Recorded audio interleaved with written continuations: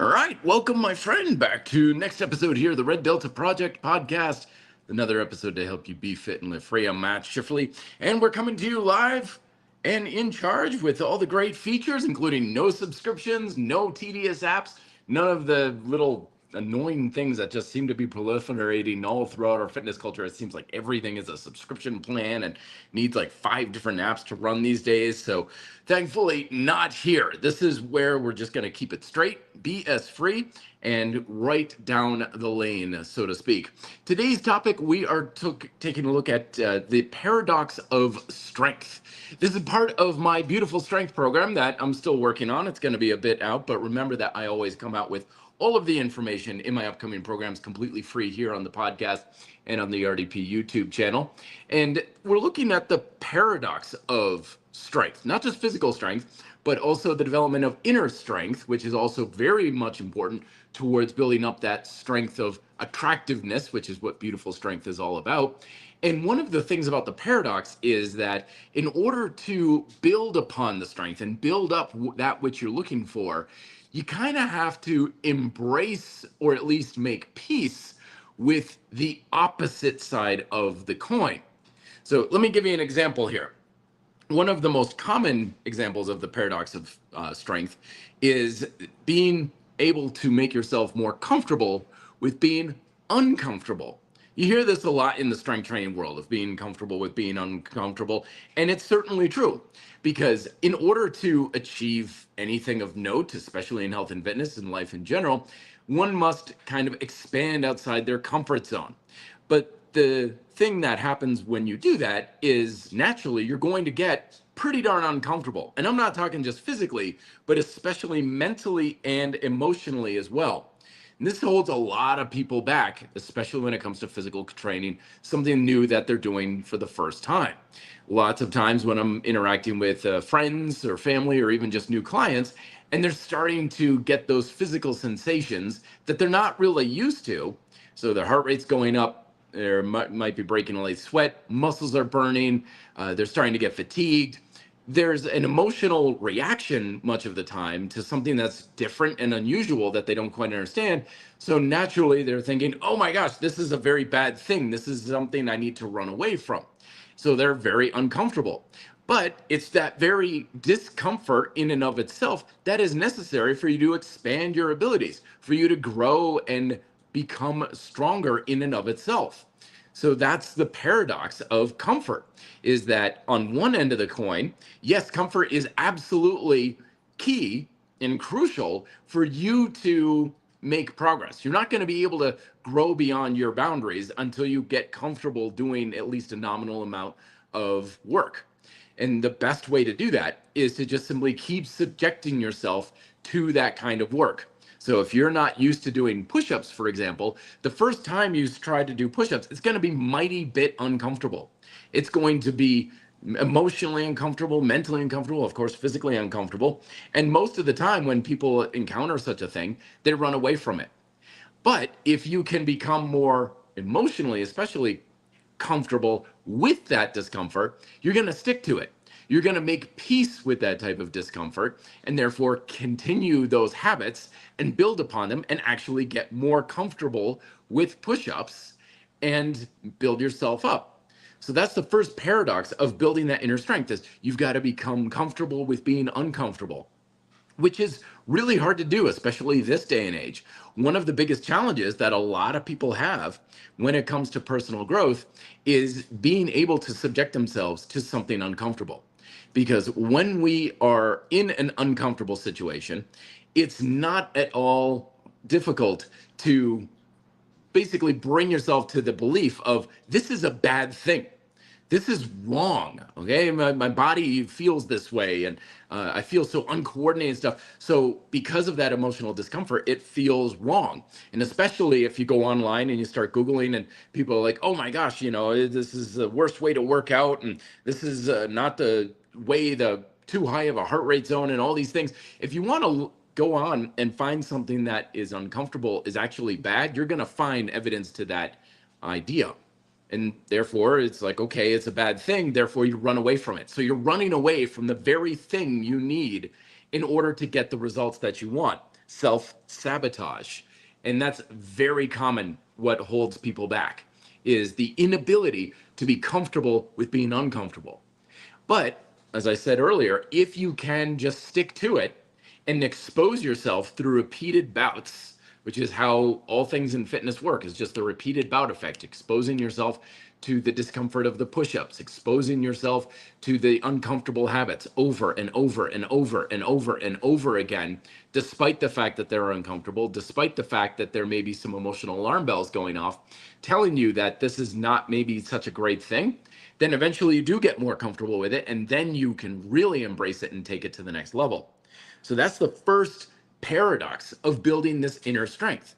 And when it comes to building beautiful strength, the attractive style of strength that beautiful strength is about, you'll find that those who are living on a very higher level of strength that's very attractive, that is very appealing, you'll find individuals who don't get all bent out of shape when they start to feel uncomfortable, when things start to go sideways. They are willing to embrace the discomfort. And it's largely about just having that awareness of, okay, this is uncomfortable. This is not something that feels very good. This is not something that I'm used to. And that's okay. That's the key. That's the key with a lot of these paradoxes we're going to be talking about today, is understanding that even though in many cases it feels like it's wrong, it's not wrong. It's perfectly fine. It's perfectly acceptable.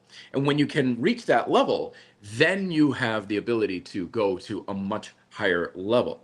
So be comfortable with being uncomfortable, my friends.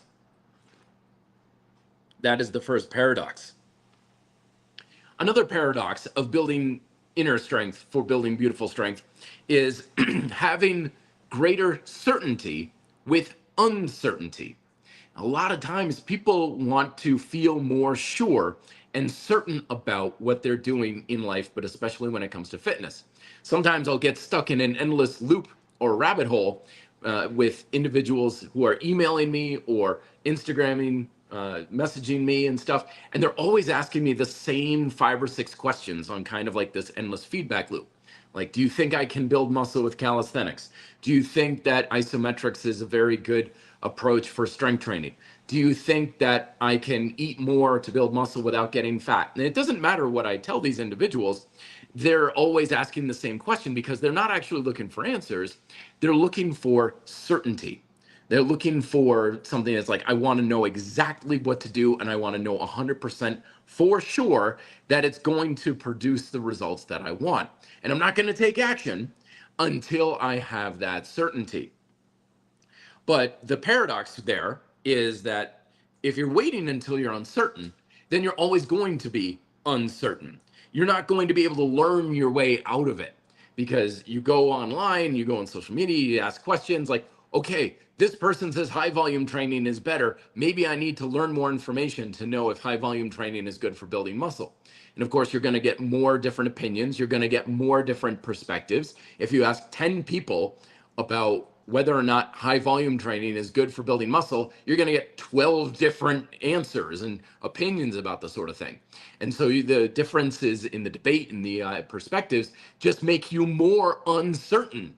And the more you try to learn your way into a certainty perspective, the more uncertain you get, which leads you to learn more, and paralysis by analysis sets in. And this is why I sometimes get stuck in these email loops with these individuals.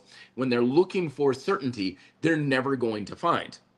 Because the fact of the matter is that such certainty will not be found. And if you do find it, it's largely an illusion in and of itself, because you're basically falling into an idea of like, I know for sure what to do, but that's more of an illusion than anything else. So once again, it comes down to being comfortable with the uncomfortable scenario of uncertainty. The old Forrest Gump idea, life is like a box of chocolates, right? You never know what you're going to get. Well, it's the same in fitness. I honestly have no idea if you're going to be able to build much muscle with any approach or program. I don't know if you're going to lose the weight. I don't know how long it's going to take you to lose the weight. I don't know if such and such a thing is going to work for you or not. There's certainly directions that we can go into that have a greater chance of working for you, a greater level of the odds being in your favor, so to speak, but you're never going to have 100% certainty. There's always going to be risk. There's always going to be the chance it's not going to work out. There's always going to be that the chance that you could spend the next 6 weeks working on a program and have very little to show for it at the end. That risk is always there. And when you're looking to only take action when there's no risk, you end up taking no action at all, which is about the only way you can be certain is if you don't do anything at all, you're not going to go anywhere. So it's about embracing the uncertainty. And once again, saying, I'm okay with knowing that it may not work out, that there's a chance it may not pan out in my best interest, that there is a chance that I can try this and it's going to flop. There's always that chance. There's always that risk. And we need to embrace that risk. You need to make peace with it because, as I've always said, getting in shape is a creative process. It's no different than creating the next work of art, the next great American novel, a piece of music, a piece of cinema like film or anything like that. No one ever creates anything knowing for sure that it's going to work out because you're going into the unknown. If you wanted to create something with 100% certainty that it would work out, then you're going to create something that's already been done before. And unfortunately with fitness, that's impossible to do. When you are looking to lose the weight or build muscle and stuff, you are trying to do something that has never, ever been done in the history of humanity. Yes, of course, lots of people have lost weight. Lots of people have gotten stronger. Lots of people have built muscle, but nobody's done it under your circumstances. Nobody has ever done it with your genetics. Nobody has ever done it with your experience up to this point, which is why creating results is always going to be a new endeavor for you. And that certainly means you can take lessons from those who have gone before you. But is that going to remove uncertainty and give you 100% assurance and guarantee that you're going to succeed? Absolutely not. You could take a program that has worked for 1,000 people before you, do exactly the same thing to the letter, and still end up with very little to show for it. Because there are always variables that are outside of your control. There are always things that are just, who knows what's going to happen. There's always some degree of luck to play with things. So it's okay to be uncertain to some degree. It's fine. You don't need to be 100% sure and certain about what you need to do. Because if you're waiting for that to happen, then you're going to keep waiting for it, and you're never going to take the action that you are looking for. Let me get to some questions here. Dan Osek. Oops. There, isometrics is probably the most uncomfortable method of training I've ever done, but love it. It's so underrated. It is quite uncomfortable for sure. It's one of those things that you can really experience quite the muscular discomfort from it. I always like to tell the story about how there was a gal I was training one time, and she was really strong with her legs. She was like really good at cross country running races and stuff, and had these really, really well developed thighs and everything.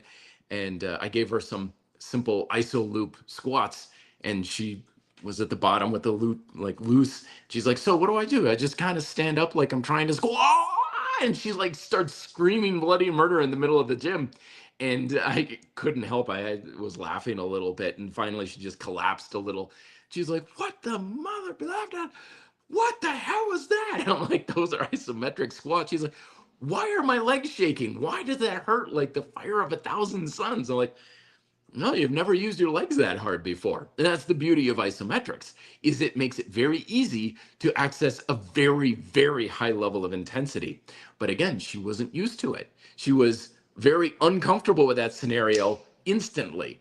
And that's why she was having that reaction she did. Of course, after several sessions and she got more comfortable with it and more used to it, then she started to make more peace with it. And she's like, okay, this is going to be really hard. It's going to really challenge my legs. But she wasn't feeling like it was a very difficult, hard thing emotionally. What in the world? The comments are kind of going crazy here a little bit. How should I get back to my workout schedule after a break? Very good. Saying I was sick, but now I'm feeling good. Should I go hard or start with low intensity? Outstanding question there, H. Reed, the Lunar Echo. Thank you very much for bringing that on. I feel you. I've been having quite the challenges myself this year. I was sick all through January. Then I had about a week or so of feeling okay. Then I hurt my neck for a week or two and couldn't do anything at all. I mean, I couldn't even like get up out of a chair. Then I felt okay for a week or two, and then I got nailed with another virus kind of thing. So I would say for the most part, throughout all of 2025, I've had maybe 3 weeks of decent training, if that. So I've always been getting back to it. And the answer for that is you do what you can with what you have. This is the principle of adaptive training. The smart way to approach training in all cases is you do what you can within reason. Okay, so if you, for example, before your illness, were doing 3 sets of 10 pull-ups, and you're like, okay, it's been pretty sick, I'm not quite up to par. Okay, so jump up on that pull-up bar and you're like, okay, I got 5 pull-ups. You do 5. There you go, right? You just simply do what you can. You might be able to do more than you think, or you might be able to do, might be a little behind the 8 ball, and that's perfectly fine. The rule of adaptive training is you just do what you can with what you've got. And after illness, you probably have lost some strength. You've probably get a little bit uncoordinated. Something's a little bit off. You've lost your edge a little bit. That's perfectly fine. You're going to have those periods in life where you're going to lose a few steps. That's certainly the case for me right now. I've only had a few decent weeks of training in 2025. I am a way behind the 8 ball right now in many respects of my strength and conditioning. I'm not worried about it in the slightest because I'm just still doing whatever I can. And as I can do more and I get stronger, I'm going to do more. So you don't need to purposely hold yourself back, but also don't force yourself to be like, well, I used to do 1,000 push-ups a day. Now I got to force myself to do 1,000. No, just challenge yourself and do what you can with what you've got. And if that's a little less, then it's a little less. If you can do what you did before, which may happen, that's fine too. But you always base your training off of your current level of ability. That's the way to smart programming. And that can happen on a day-to-day basis, a workout-to-workout basis. Some days you may feel like, oh, I've got so much more in the tank, I can push it so much harder. Well, then go for it, push. But other days you're like, I don't know what is going on with me. I'm just so far behind the 8 ball. I'm stressed. I'm tired. I didn't sleep well. I didn't eat very well and stuff. I don't have as much today. Well, then don't force it, but do what you can with what you have. And that's the way to have smart adaptive training. So that way you're not holding yourself back, but you're also not forcing it either. Helps to have, again, a workout log, folks. Keep a workout log. So that'll give you a general ballpark. So if you look at it and you're like, oh, I was doing 3 sets of 10 pull-ups, that gives you kind of a framework of like, yeah, but that's when I was best. Not really feeling my best right now. Okay, I'm going to shoot for like 6 to 8 pull-ups on that first set. Maybe you get it, maybe you don't. But don't feel bad about what you get. Just get what you can. Because training is always about expanding upon that which you can currently do. So do what you currently can do. Philip, it's good to see you, my friend. Hey, Matt. I think this is a perfect topic. I want to get my girlfriend into some kind of training workout, not for the sake of weight loss or anything superficial, but for the health benefits. Exactly, yeah. So you always meet people, whenever you're working with someone else, you always meet them where they are. So maybe your girlfriend isn't up for strength training yet, but she's up for going for some long walks or a little bit of hiking. Maybe she's like, well, I kind of want to get back into yoga. Maybe it means you do something that she was into, like yoga or rock climbing or something of that nature. So it's always about meeting someone where you're at, or where they are at, excuse me. And then you can work with what they have to work with. So you're asking them, what can she do? What is she willing to do? And then you work along with that. And some people are like, well, I don't want to do anything. It's like, okay, that's perfectly fine. But motivation is one of those things that I believe does reside for anyone who actually does want a result. Some people are out there like, I want to lose weight. I want to get bigger muscles, but I don't want to work out and I don't want to change my diet. Well, I kind of call BS on that.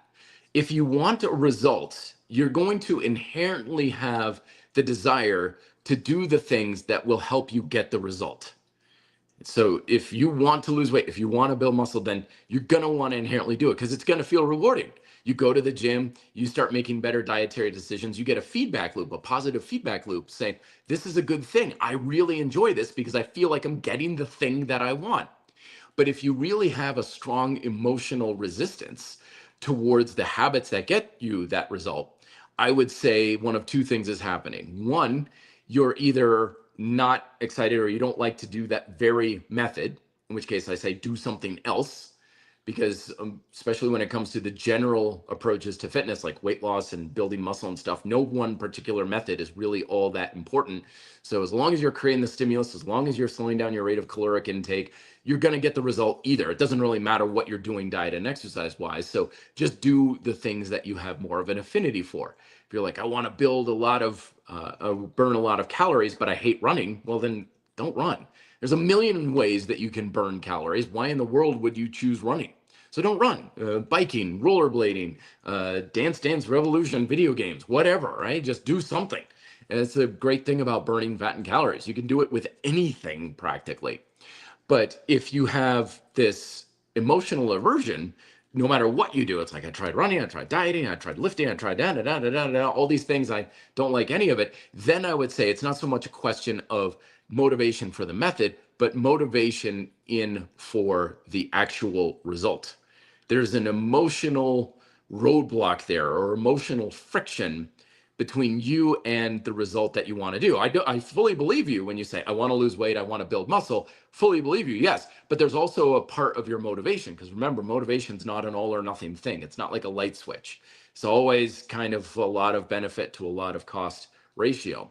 So if you're like, yeah, but no matter what I do, I just don't want to do anything, I don't stick to it. I say, well, how much do you really want to get that result? Do you have emotional reasons not to get that result?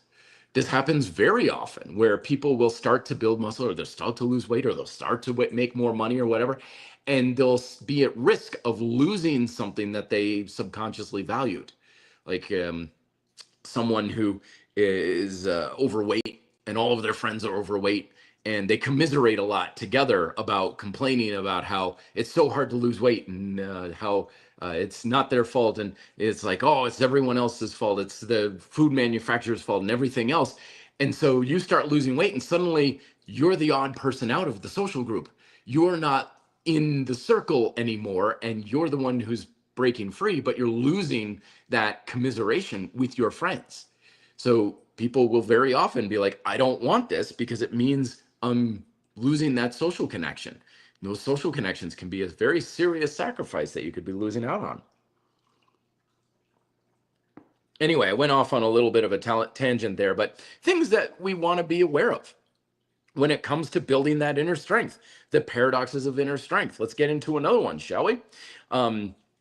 Being secure about insecurity. So this is kind of like certainty and uncertainty. Well, another thing that we humans want inherently is security. We like to feel safe. We like to feel secure about that which we're doing, which is why we often want the certainty to begin with. Like, we don't want the risk. We don't want to have a risk of doing the things. We want to be secure about things. And that's very understandable, especially in fitness, because a lot of us come into fitness with a lot of fear and a lot of anxiety about our body. We have fear of weight gain. We have fear of illness. We have fear of injury. We have fear of not being found attractive or becoming more unattractive as our body changes due to age and things like that. So security is something we're all going after. But once again, we have to take security with insecurity, uncertainty, doubt, personal limitations about such things. If you're waiting for absolute security and safety about things, you're probably never going to find it, because there's always going to be some degree of insecurity about what we do in health and fitness and in life. And again, you'll find those who embrace beautiful strength are okay with that. Am I 100% sure that my new program, Beautiful Strength, is going to be a good bestseller, right, on Amazon? Is it going to be worthwhile? Is it going to be worth all the time and the effort that I'm putting into it? There's no promise of that. I could spend the next 3 years writing Beautiful Strength, put it out there, and it completely flops. Perfectly possible scenario. Could very well happen. Is there a way I can guarantee that won't happen? Nope. There's always going to be the risk of failure. Always. And so we need to be secure with such insecurities. Personal insecurities, too. We all have our insecurities as human beings, things that we are very self conscious about. When I started to lose my hair way back in the day, right, you could tell there was that insecurity about me because I loved my hair. When I was in school and everything, I was always, making sure my hair looked good, and I was always going and buying product for it and stuff. And don't judge, it was the 80s and the early 90s and stuff. And so when I started losing my hair in my mid 20s, you could tell like it was cringe how I would always be wearing hats. I would always be not so much a comb over, but I'd try and like do my hair in such a way to body it up a little bit and stuff like that. So it was an insecurity, and it was a very obvious insecurity about what I had, losing my hair at a fairly rapid rate. And it was very much a thing that conveyed with body language. Until finally, I was just kind of like, screw this. I'm kind of tired of this. And I just buzzed the whole thing. And overnight, people were like, oh man, I don't know. You got a new, way of doing your hair. You're buzzing your hair to the point eventually just shaving my head. And they're like, now you look so strong and confident kind of thing. You look like, a strong, badass trainer kind of stuff.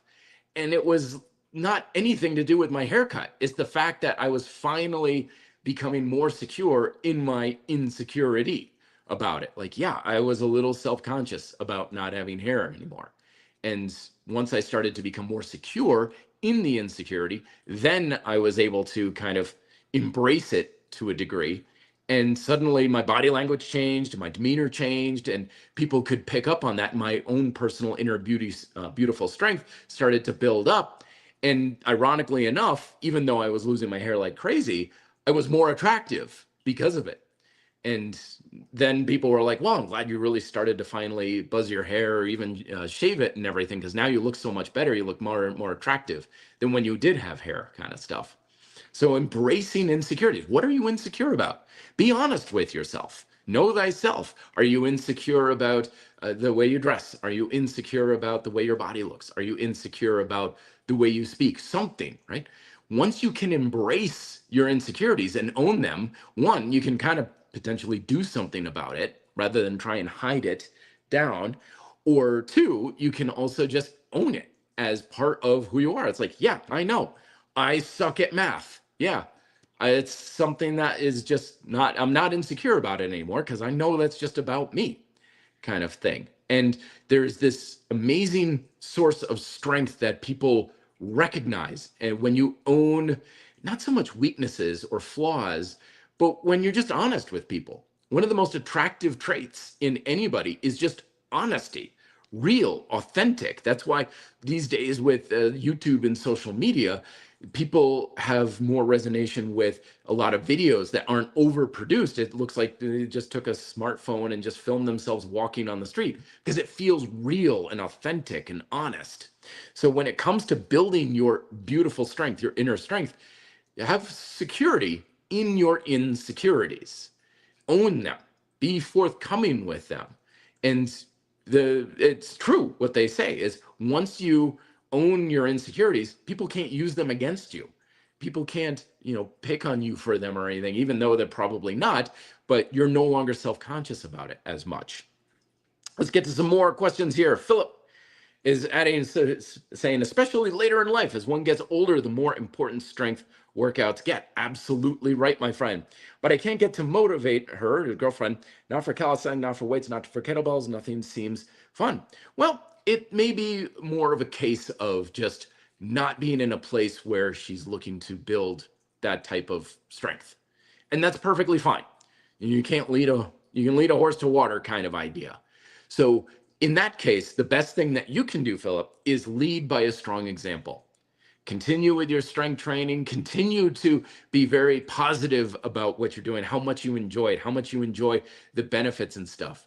One of the biggest things that can kind of sidetrack folks is if you're like, oh, I want my friends to eat better and I want my girlfriend to work out and stuff. But if you're coming home all the time going like, oh my God, I'm so exhausted. Oh, my back hurts. Oh, my muscles are so sore. Oh, this diet is so hard. If you're in the habit of kind of bragging slash complaining about how hard and difficult and things are, well, you're not exactly selling the lifestyle a little bit. It's like, why in the world would I want to do that? Because all I see of it is not good things. And that happened to me when I was growing up.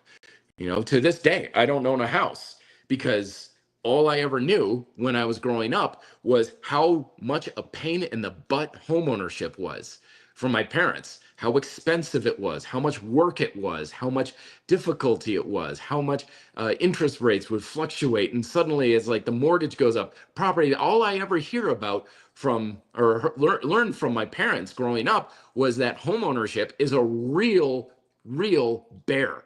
But then they'd be like, oh, but it's great. I'm like, not where I'm sitting. You guys are making it look like the worst thing ever. And because of that, to a large degree, I still have the belief of you couldn't pay me to own a home because if something breaks, someone else fixes it. I don't have a $5,000, hot water bill or a heater that I need to fix or anything. I don't need to mow a lawn. I don't need to do all this stuff here in an apartment complex. So watch your example that you're setting there, Philip.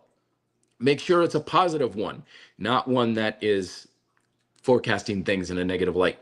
Saeed, it's good to see you. Hey, Matt, I'm doing sandbag-esque front squats with a backpack just in front of me. Love sandbag work. I just don't hold it. Rather, it's hanging from my shoulders. I feel on my lower back. Is this normal? It's normal, but not good. And that's very, very common, especially if something is strapped onto your shoulders. I've done a lot of reviews on like harness-based squatting devices. And that's a very common thing as well, is when things are here and they're hanging forward, because as it's hanging forward, it's literally requiring more muscles in your posterior chain in your back to stay more upright, especially as you descend into the squat. So chances are you don't have enough engagement in your hamstrings, your glutes especially, and your lats, because your lats play a very strong role in your spinal support and stability as well. So what I would do if I were you is hold the backpack, not strap it on. So that way it's not quite as much axial loading directly onto your spine, but hold it Zercher style like this. And you're going to find that it brings the weight just a little bit more forward. You're going to get a little more upright. It's also going to require more engagement in your abdominals, and especially your TVA, your transversus abdominis, which is going to give you more support for your lower back just by holding the weight in hand. I recommend Zercher style, where it's like in your elbows. That's probably going to be a lot more ergonomic for you. Give that a try rather than slinging it over your shoulders. All right, a couple more here.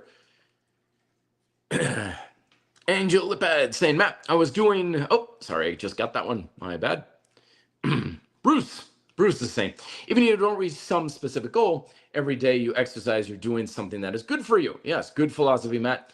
Forget about others. You're competing with yourself, not for others. It's very hard not to compare yourself, but at the same time, yeah, you are doing it for yourself. So let me give you a little bit of a story that really hit this home for me several years ago that really was a big lesson on how you can enjoy yourself and be more about yourself rather than for others, which may help you a lot. So back in the day, I used to do these mountain bike training races. They weren't actual races, but they were train races every Wednesday night, 7 o'clock, Catamount Family Center in Vermont. And I loved them because they were cheap and they only took about an hour or so. So they were a good midweek after work kind of thing to do to really just make you suffer. The thing is, though, I entered the category. You could either do 1, 2, 3, or 4 laps. And I was like, well, sign me up for the 4 lap. That way I get more race for my money kind of thing. The problem with that, though, is the 4 lap was the elite category. And if you were literally one of the best bikers on the planet, you'd be in the same category as me. So I was literally racing toe to toe with people who were national champions and Olympians and people who had ridden in the Tour de France and stuff. It was very humbling. Like there's no way in hell these people were going to be even close to me when it came time to race. So as soon as we started racing, bang, they'd be like way out ahead of me as if they had motorcycles. So very quickly, I would be dropped. But because other people like me also like to race just the longer races for the health and fitness sake, they would be oftentimes behind me because they were just average Joe Schmoes, but I had a bit more of a racing pedigree from college. So within a couple of laps, I always found myself in this no man's land where everyone who was ahead of me was way ahead of me, and I'm never going to catch them. But everyone who's behind me was way behind me, and they're not going to catch me. So I had almost no motivation to really push myself. It wasn't fun. I was just getting through the race for the sake of getting through the race. I was just putting in a modest amount of effort just to go through it and everything. And it was rainy and muddy and blah and everything. And it got to the point where I was like, why am I doing this? This is so boring. I'm not going to win. That's for darn sure. I'm not going to lose. So I'm just in this no man's land of nothing. It's like racing purgatory because I kept focusing on what other people were doing, where other people were relative to me. But everything changed when I was like, you know what? I don't really care so much about racing about others. I'm just going to try and beat the clock. I'm going to do a personal best for time. And if I pass people, I pass people. If people pass me, they pass me. Who cares? No big deal. I'm trying to do my best to run the race a few seconds faster. And when I had that perspective, everything changed. Racing became a hell of a lot of fun because I was challenging myself, but I was also not overloading myself either. And the analogy to that is, of course, be your own best. Work with what you have, as I was saying earlier, be your own personal best, because that's where you're going to get the most reward. That's where you're going to get the most possibility and the odds of success. And that's where you're going to have the most fun. And so that's what you want to do in your fitness. Absolutely. You're so right there, Bruce. All right. Next up, Cristobal saying, Matt, can you mention some of the weak links in calisthenics? How can people improve it? There's not so much weak links in a method, so to speak. Always remember that the biggest weak link of any particular method is the fact that it has limited carryover to other methods.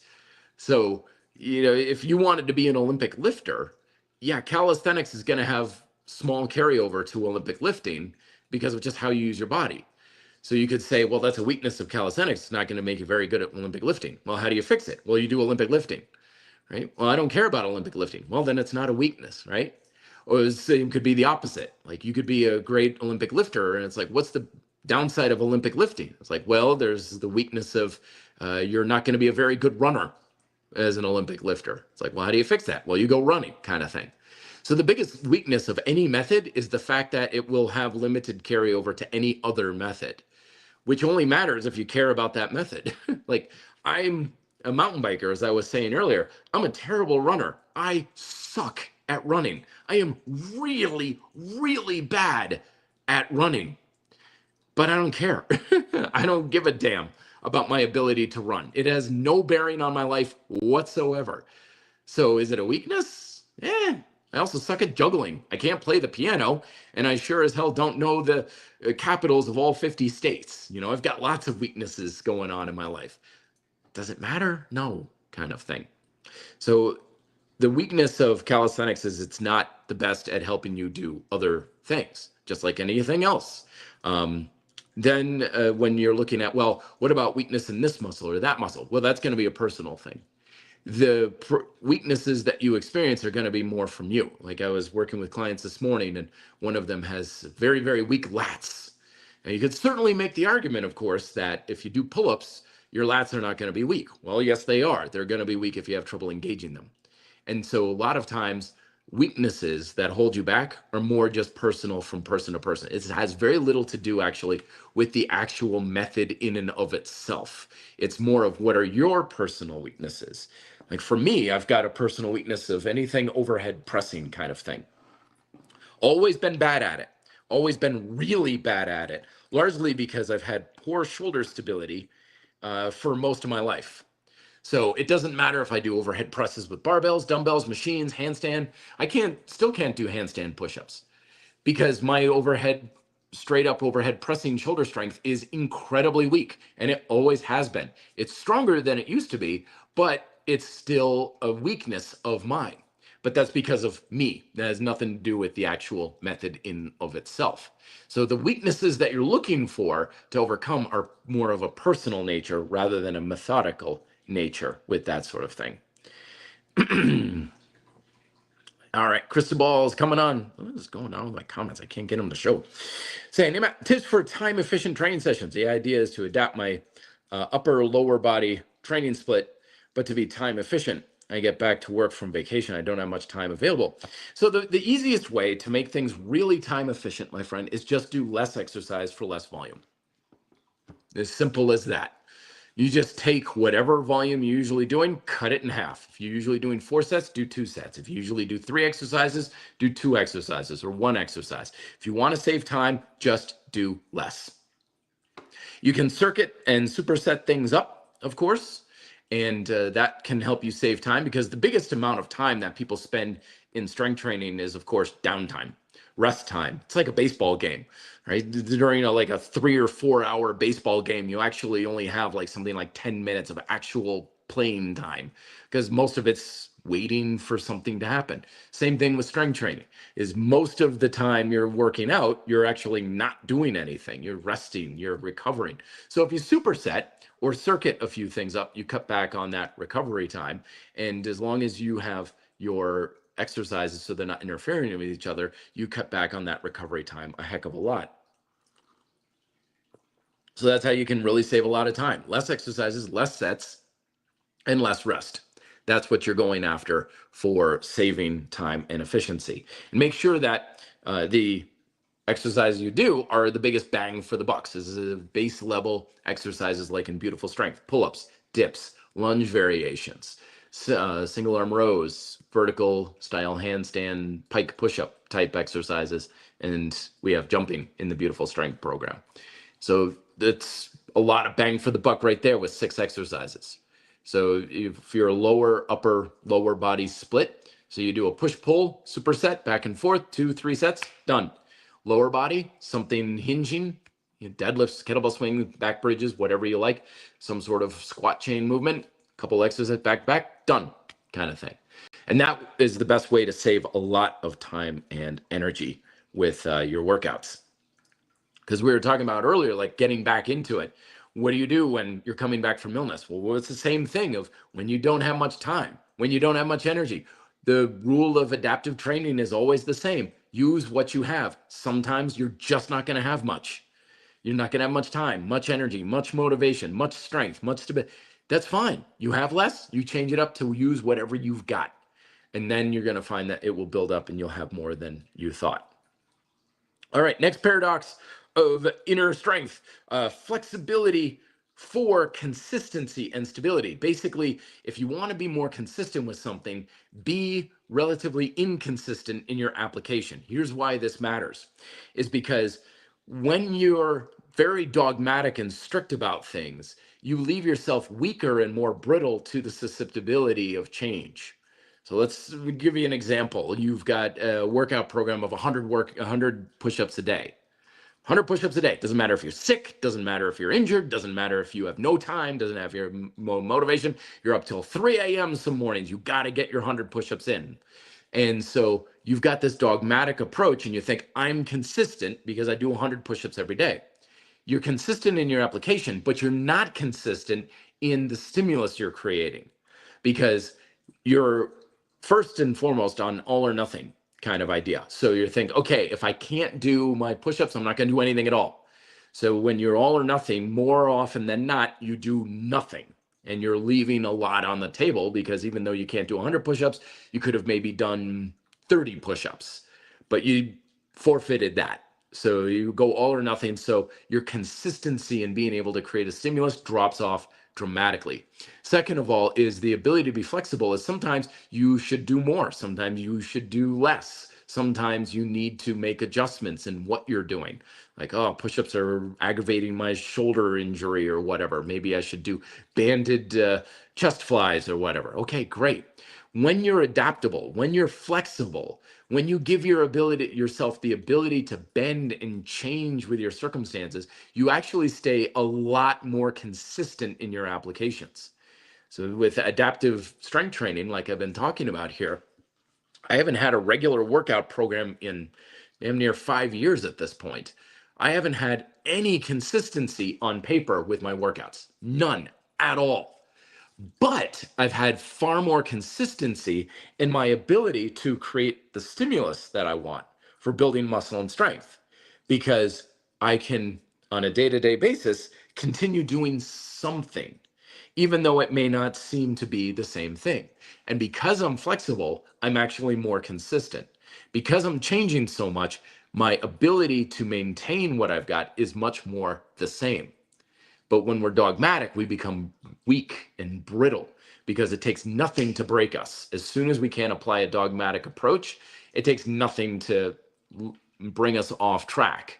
And that's why a lot of times when people try to be like, I gotta be so consistent, but if there's no flexibility or adaptation to that, then your risk of being consistent plummets and you actually become far less consistent. This is where people have yo-yo dieting, or they're like go to the gym for 6 weeks and then they don't go for 2 months, and then they're back at it and they're off and they're off and they're on and they're off and they're on, because it's like it's got to be the one correct way, which is ironically enough holding them back far more from being consistent versus saying, okay, I can't do this today or I can't do as much today, but I'm still going to do something.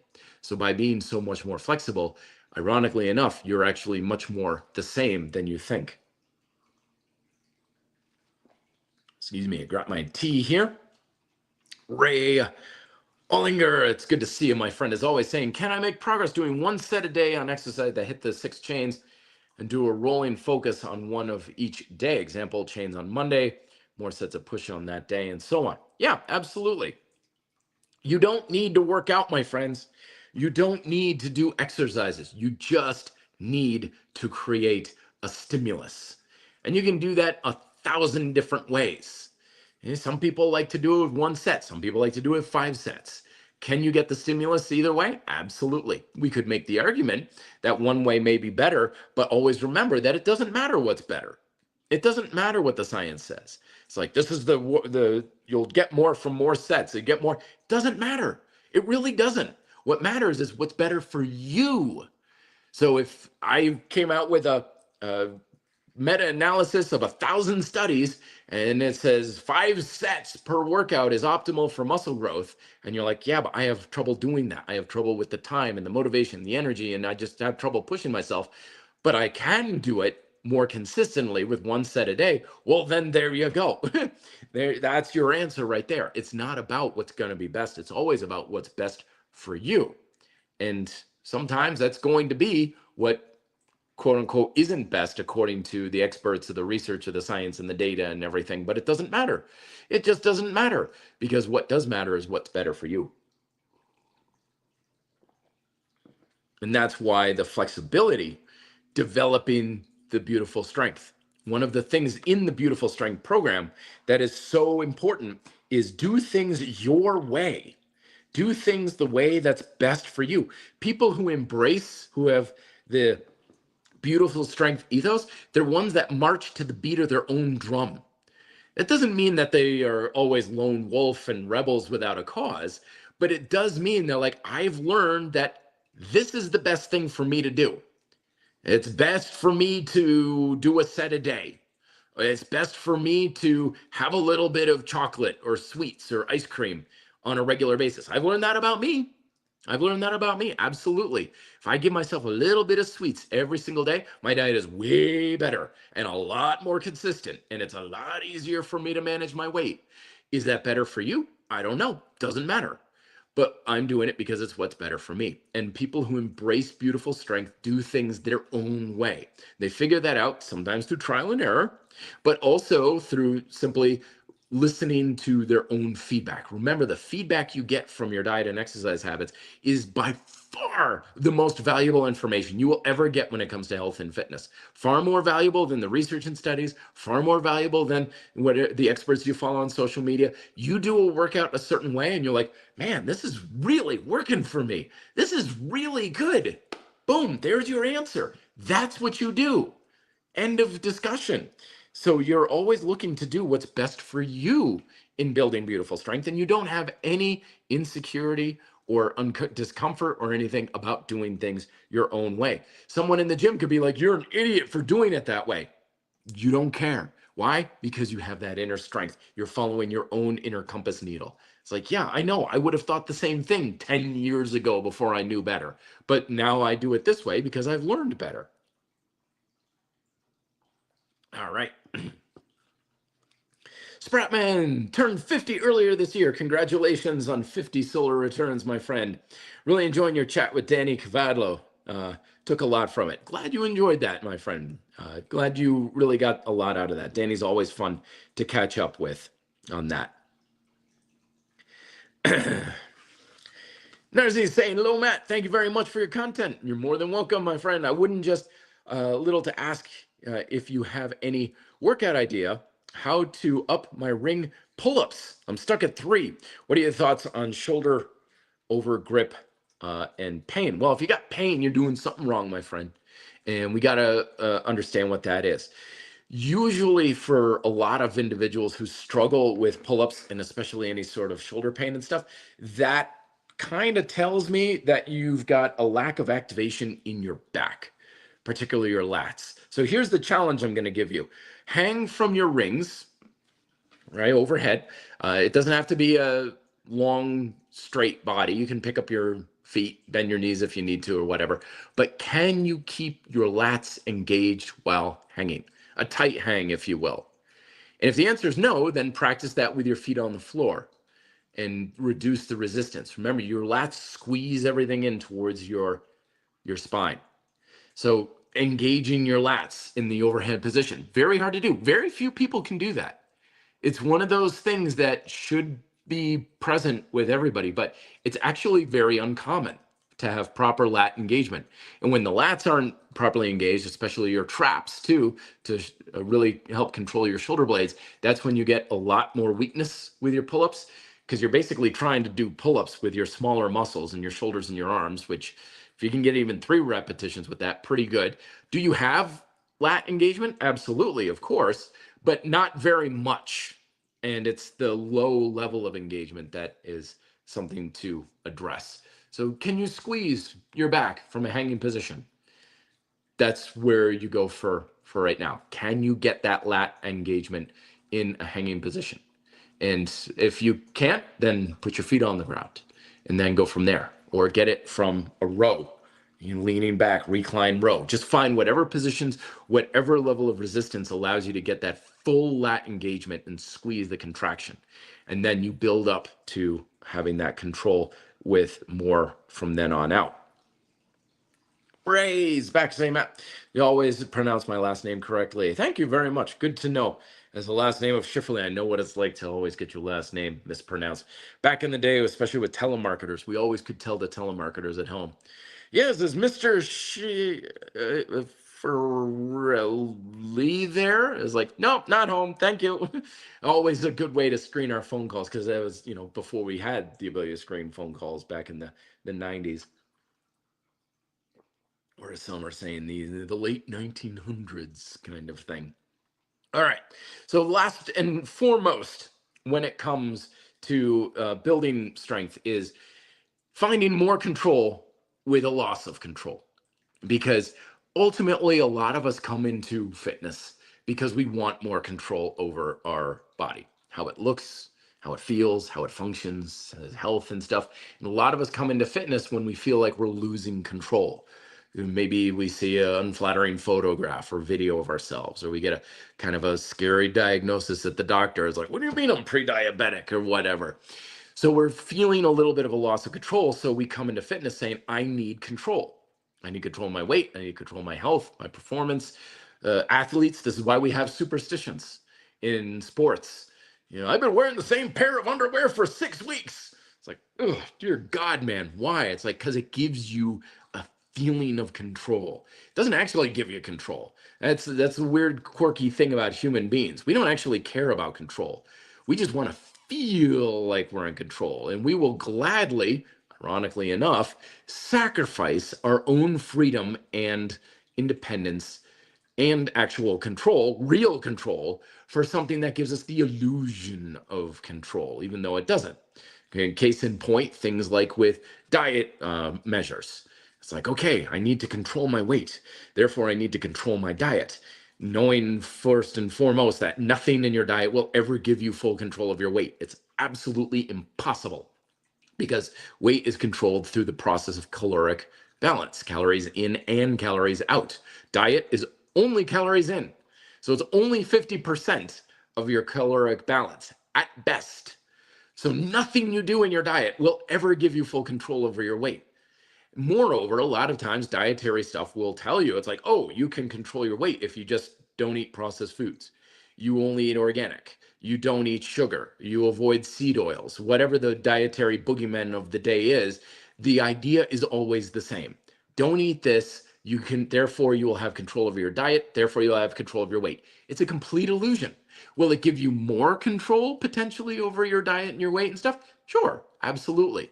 Have less junk food, eat more vegetables, get plenty of protein. That's going to give you more control. Does it give you complete control? Absolutely not. No one ever has that. It is a complete illusion. It's a fairy tale.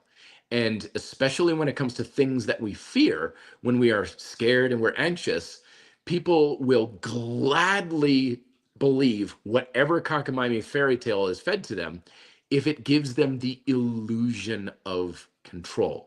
And you see this all the time with dogmatic rhetoric. That's what dogmas do. Follow the dogma and you will have control, even though it actually requires you to give up control and have less control, and you give control to someone or something else that doesn't care at all about you, but they're saying they care about you. But if you give them control, then they will give you control, but not really, but it's the illusion of control.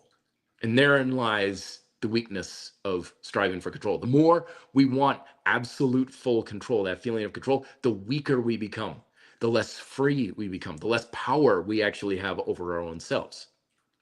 So the ironic thing, or the paradox, is that when you understand that you will never have full 100% control over your health and fitness, now you can bring your attention to the things you can have more control over. Like, I absolutely recognize there's not a damn thing I can do to fully control my weight or how much muscle I have. There are always thousands of variables and factors that I have no control over whatsoever. But I can control if I get down on the floor and do some push-ups. I can control if I go to the grocery store and I don't fill my cart with nothing but cookies and chips and junk food.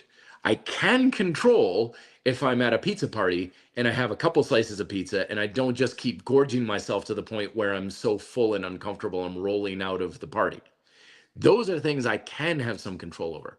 So the more you understand how little control you have, the more you can put your attention towards the things you do have some semblance of control over, which ironically enough gives you more control than you had otherwise, because you don't need full control. You just need a little more control than what you may currently have. And understanding that brings you a lot more peace. It brings you a lot more tranquility, emotionally, mentally, even physically, to understand, yes, I want more control over this, but I don't quite have it right now, and that's okay. Maybe it's not even okay. You could look at it and be like, this sucks. This is a bad thing. Okay. But accepting that is still a key component to it. A lot of the self-help rhetoric out there, doesn't matter if you're battling alcoholism or obsessive compulsive or eating disorders like I used to, or money problems or whatever, the first step is always just acceptance, recognizing your current situation and recognizing that you may have a problem or it's not okay. And once you do that, now you can start to focus on the things you do have control over and actually start building solutions for yourself. And that's where you start to exercise your personal inner strength. Wesley's coming on saying, Matt, how did you approach your ACE studies? I failed the first attempt and curious to learn a potentially different way to trial and error so I might succeed the next attempt. This is the American Council on Exercise, the personal training certification. And to be perfectly honestly with you there, Wesley, I mean, I've always been a really, really rough student. I've always struggled with academics, tests and stuff, especially multiple choice, really, really bad at them. Always been really bad. I passed on my first attempt, barely. I needed a 75 to pass, and I got a 77. So I got by the skin of my teeth. And all I did was I just took that big ass honking textbook that looked like a phone book. Look it up, millennials. And basically just read it. And I read it and I read it and I highlighted, because you had these things called highlighters back in the day. And I would just read the highlighter. And that was my strategy all through college too, on how I studied. I just lived with the notebooks or the textbooks in my back pocket. I would just spend days reading the same chapter over and over and over and over and over again. And that's how I could just get the information down. But one strategy that I would implement now, if I had to do it all again, teach it. Teach the information.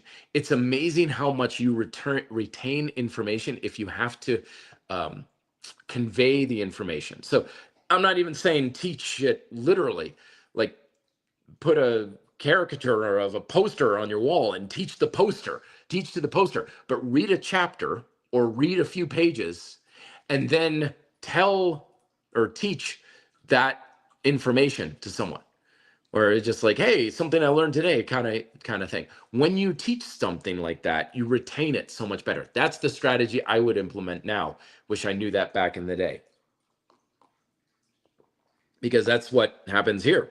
I make my videos, I do my podcasts and stuff, and the information is like steel trap in my mind now, because I've taught it over and over and over again. And so that's what I would do if I were you. But yeah, repetition, my friend, repetition. In his autobiography, Arnold Schwarzenegger talks about the power of repetition. How even when he was governor, he would have a speech that he was trying to memorize, and people would like pick up the paper of the speech, and they'd be like, what is this? There's like tally marks on the top. He's like, yeah, that's how many times you practice. You'd practice a speech, tally. Practice speech, tally. Practice speech, tally. So he was tracking how many times. And it's true, because so much of our success is just repetition of the same thing, getting better at it the whole time, looking for ways to improve, but do it again and again. Again, with the clients I was working with this morning, they were like, I'm struggling to do this. I'm struggling to do that. I'm like, do it every day. And they're like, how many times are you doing it? Oh, once or twice a week. I do it every day. Do it several times a day. To a degree, a lot of proficiency and getting comfortable with something, becoming more certain about what to do with it, becoming more in control of something, it just boils down to simple repetition. Just do it again and again and again and again. And it just gets wired into your nervous system. And that's a lot of times the solution that we're actually looking for a lot of this strength. How do you become more comfortable with something? How do you become more certain with it? How do you have a lot more control? Repetition, repetition. Do it again, do it again, do it again. Just keep adding it up, because at the end of the day, in all honesty, every habit you do does very little. Okay, a workout doesn't do a whole lot for you. Having a healthy meal, it's not going to do very much for you. Almost nothing you do will have a significant impact if you only do it here and there. I always said it's like trying to build up a brick fortification wall. You can break your back loading massive stones into that wall, but even so, those stones that you can barely lift are not going to do much to defend the fortress. The only way it works is if you can stack those bricks and those stones and the mortar on top of each other in layers over and over and over and over and over again. And that's why you want to make your habits repeatable. That's why you want to be adaptive. That's why you want to look at the things that you do have a locus of control over. What can you repeat?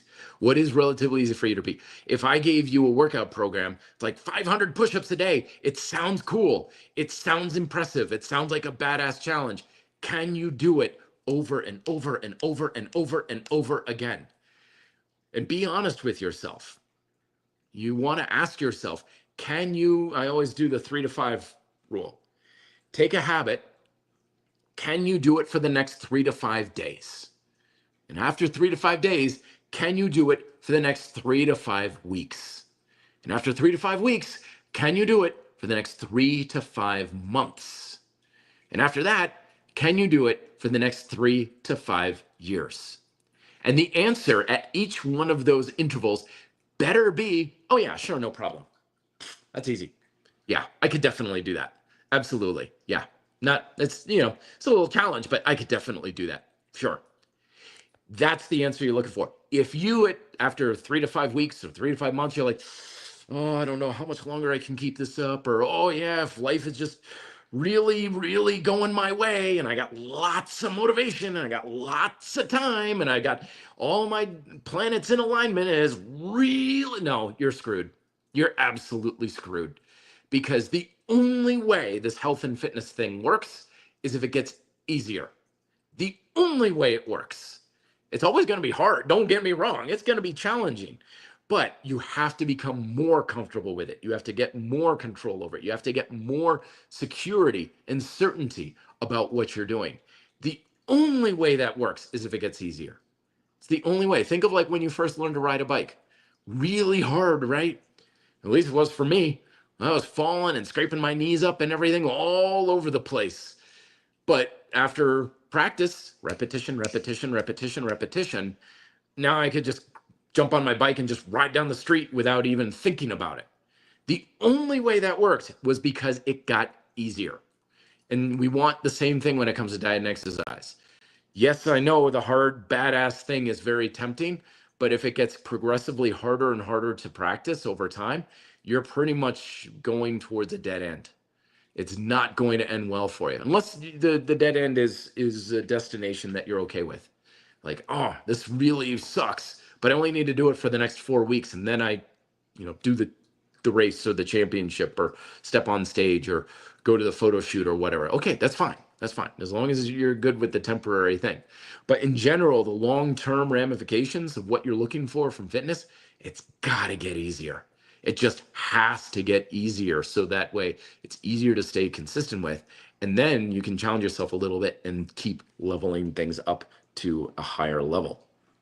All right, my friends, I am going to vamonos. I will talk to you folks next week. Thank you very much for coming on in. Don't forget the audio broadcast of this is on the podcast directories of your choice. Subscribe here to the RDP YouTube channel, podcast directory. If you can, leave a review.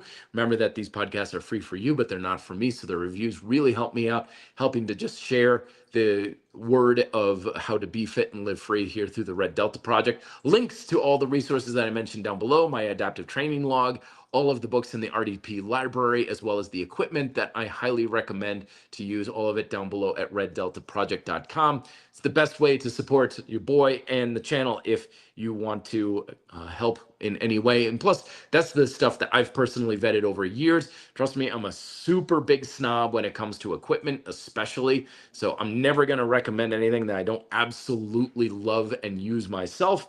So that's all down below at reddeltaproject.com. Thank you so much as always. Best of luck in your workouts this week. Till then, be fit and live free.